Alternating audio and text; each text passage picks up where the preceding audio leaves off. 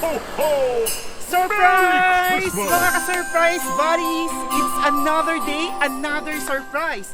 Naririto tayo ngayon sa Nauhan Oriental Mindoro upang maghatid ng another surprise!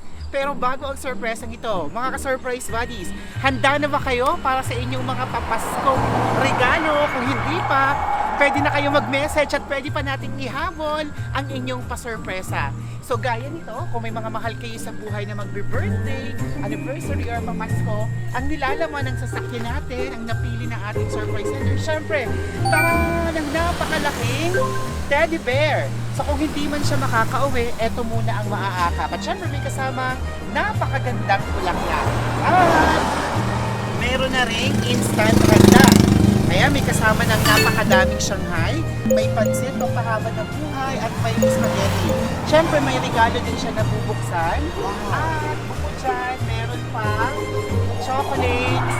Kayo mga ka-surprise buddies, handa na ba kayo sa inyong pamasko? Kung hindi pa, mag-message na, ipa-shop best na. Kung hindi man makaabot ang aming sasakyan, don't worry, pwede kaming magpadala ng regalo kahit saan sa Pilipinas. Kaya ano pang hinihintay?